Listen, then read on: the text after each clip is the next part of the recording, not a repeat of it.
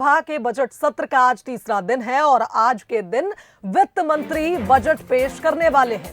वित्त मंत्री जगदीश देवड़ा 2023-24 का बजट आज विधानसभा में पेश करने वाले हैं। ये मध्य प्रदेश का पहला ई बजट होगा, यानी पेपरलेस बजट होगा, जो टैबलेट के माध्यम से पेश होगा। वहीं आपको बता दें कि शिवराज सरकार के कार्यकाल का ये आखिरी बजट है और इसके चलते ये बजट काफी ज्यादा सुर्खियों में भी है। चलिए इस खबर पर हमारे साथ संवाददाता सूरज लाइव जुड़ गए, उनका रुख कर लेते हैं। सूरज, सभी को इंतजार है बजट का, क्योंकि शिवराज सरकार का यह आखिरी बजट है और इस बार जनता को ध्यान में रखकर काफी अहम बजट बनाया गया है, तो जनता भी चाहती है कि जल्द से जल्द बजट पता चले।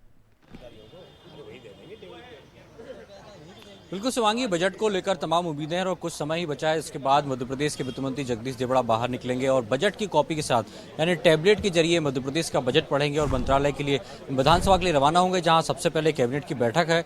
बैठक में प्रस्ताव पारित होगा, बजट पारित होगा, उसके बाद विधानसभा में पेश किया जाएगा। खासतौर से बजट को लेकर कई बिंदुओं पर चर्चा जारी है। खासतौर से जो किसानों के हित की बात सरकार करती है, तो किसानों को लेकर बजट में कई प्रावधान किए सकते हैं। इसके अलावा लाडली बहना योजना सरकार सबसे महत्वाकांक्षी योजना के तौर पर लेकर आ रही है, उसमें करीब 12,000 करोड़ का बजट संभावित बजट महिलाओं को दे सकती है। इसमें 1,000 रुपए महीना महिलाओं को दिया जाएगा जो 23 साल से 60 साल तक की उम्र की महिलाएं हैं, और 60 वर्ष से ज्यादा की महिला जिनको वृद्धावस्था पेंशन के तौर पर 600 रुपए मिलते हैं, उसे बढ़ाकर 1,000 करने की सरकार कोशिश कर रही है। इसके अलावा बात करें बच्चों के लिए, तो महिला बाल विकास के बजट को लेकर भी बात की जा रही है।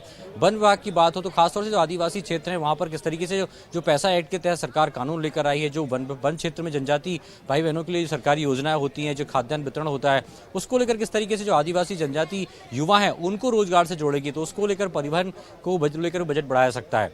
स्वास्थ्य सेवाओं की बात हो, शिक्षा की बात हो, पर्यटन को लेकर सरकार लगातार काम कर रही है कि देश दुनिया में मध्य प्रदेश जो टूरिस्ट प्लेस के नाम से फेमस है, ऐसे में किस तरीके से और टूरिज्म को बढ़ावा मिले, इसको लेकर भी तमाम प्रयास किए जा रहे हैं।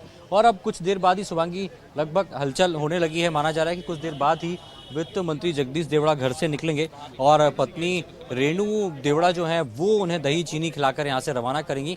उसके पहले यदि मैं तस्वीर दिखाऊं तो कुछ लोग भी यहाँ पर पहुंचे हैं, जो वित्त मंत्री के घर पहुंचे हैं, बुके लेकर पहुंचे हैं, स्वागत कर के साथ पहुंचे हैं कि उनको क्या उम्मीद है इस बजट से, इसको लेकर भी हम बात करेंगे।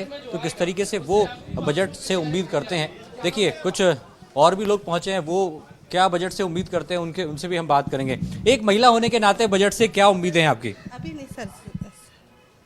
एक महिला होने के नाते क्या उम्मीद करते हैं, किस तरीके का बजट होना चाहिए ताकि घर और बेहतर चल सके? सर अभी तो बिल्कुल कुछ कह नहीं पा रहे हैं, लेकिन भाव यही है कि किस तरीके से आज सरकार से उनको उम्मीदें हैं। और कुछ ही देर बाद शुभांगी जगदीश देवड़ा विधानसभा के लिए रवाना होंगे। शुभांगी बिल्कुल सूरज, हम चाहेंगे कि आप कोशिश करें कुछ और लोगों से अगर आप बातचीत कर पाएं। एक सवाल ये भी मन में है, चूंकि मध्यम वर्गीय परिवार हमेशा कहता है कि बजट में कभी भी मध्यम वर्ग को साधा नहीं जाता, लेकिन इस बार उम्मीदें हैं मामा से मध्यम वर्गीय परिवारों को कि कुछ उनके लिए भी विशेष प्रावधान हो सकते हैं इस बजट में, उस पर क्या कहेंगे? देखिए बिल्कुल आमतौर पर जो बजट को लेकर सरकार ने कहा था कि हम चाहते हैं कि तमाम जो प्रदेश की जनता है उनसे सुझाव लिए जाएंगे और उसके आधार पर बजट पेश किया जाएगा। तो वित्त विभाग की कई समितियों के पदाधिकारी भी यहाँ पर पहुँचे हैं और कुछ देर बाद ही आप देख सकते हैं कि हलचल भी हो चुकी है और कुछ देर बाद ही वित्त मंत्री जगदीश देवड़ा वो यहाँ से निकलेंगे। तो व्यापक तैयारियाँ की गई हैं क्योंकि कुछ देर बाद ही बजट पेश होगा और ख़ासतौर से एक आम जो जनता है उसको क्या उम्मीद होती है, इसको लेकर सरकार ने कहा भी था कि वो सुझाव भी ले रही है ईमेल के माध्यम से, पत्र के माध्यम से, कि जनता क्या सुझाव देना चाहती है, कौन कौन से सेक्टर में बजट का प्रावधान ज़्यादा हो।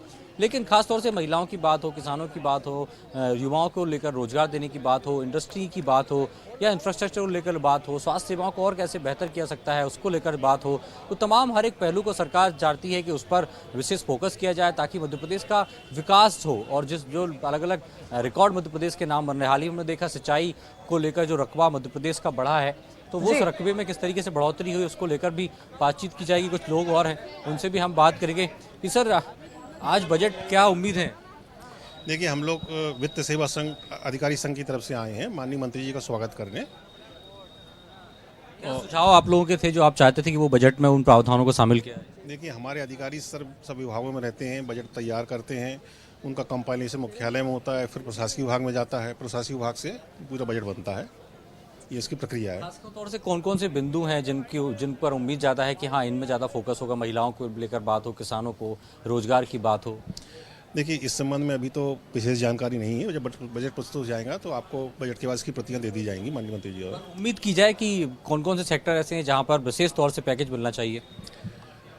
मध्य प्रदेश की जनता के लिए बहुत अच्छा बजट रहेगा, ये हमारी पूरी आशा है। सभी क्षेत्रों में, शिक्षा के क्षेत्र में, स्वास्थ्य के क्षेत्र में, कृषि के क्षेत्र में, जो भी हमारे अच्छे रोजगार के क्षेत्र में, सभी क्षेत्र में हमें आशा है कि बहुत अच्छा बजट रहेगा। इस बार सरकार कह रही कोई नया टैक्स नहीं लगाएंगे, तो ये भी एक बड़ी राहत होगी जनता की।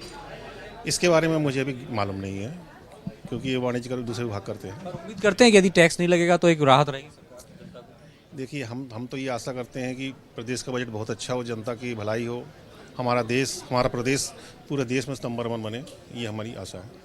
बिल्कुल चाहते हैं कि प्रदेश नंबर 1 बने, इसको लेकर तमाम कोशिश की जा रही है। जो कई सुझाव हैं जो वित्तीय प्रबंधन समिति के सदस्य हैं वो साफ तौर पर स्वागत करने पहुंचे हैं कि सर्वस्पर्शी, सर्वव्यापी, सर्वविकासी मध्य प्रदेश का बजट होगा। शुभांगी। बिल्कुल सूरज, एक बात और भी सामने आती है कि लोक लुभावन बजट पेश करने को सरकार तैयार तो है, लेकिन मध्य प्रदेश सरकार पर कर्ज भी काफी ज्यादा है। 2.5 लाख करोड़ का कर्ज है सरकार पर। ऐसे में आज के इस बजट में किस तरह से कोऑर्डिनेशन बिठाया जाएगा, किस तरह से मैनेजमेंट होगा कि सरकार का कर्ज भी यानी राजस्व भी बढ़े और साथ ही साथ आर्थिक बोझ आम जनता पर भी ना पड़े?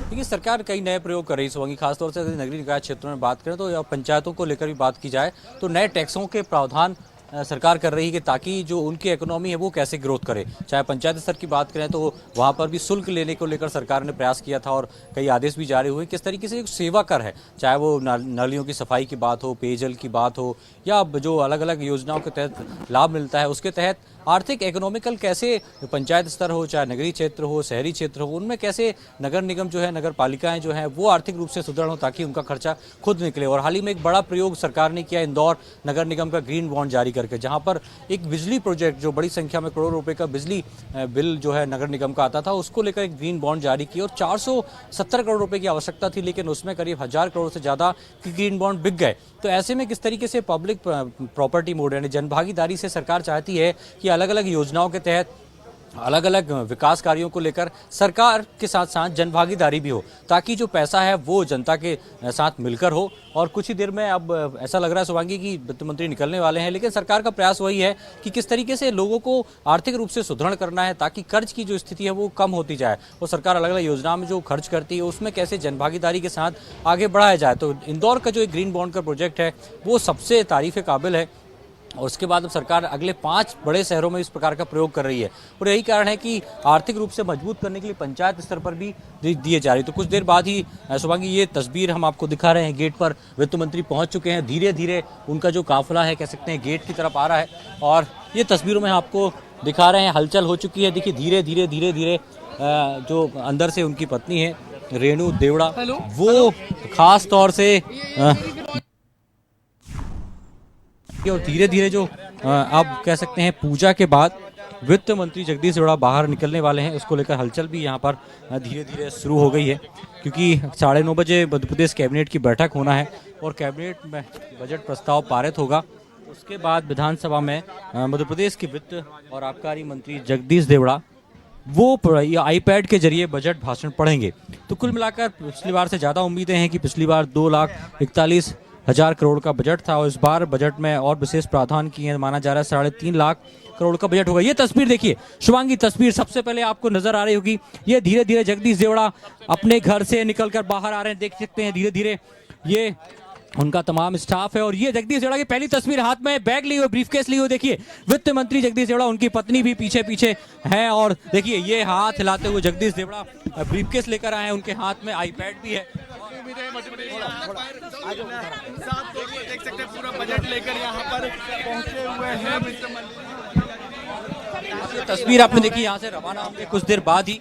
धीरे धीरे ये उनके हाथ में एक ब्रीफकेस भी है और वो यहाँ पर पहुंच रहे हैं। तो कुछ देर बाद ही वो चर्चा करेंगे कि किस तरीके से जो बजट है वो सत्यमेव जयते मध्य प्रदेश शासन। ये देखिए सर,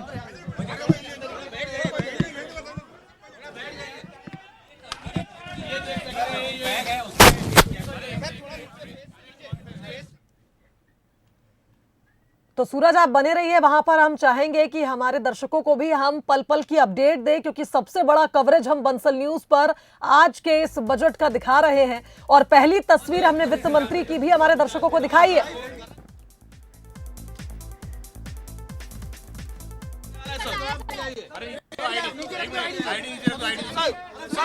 बजट कैसा होने वाला है आज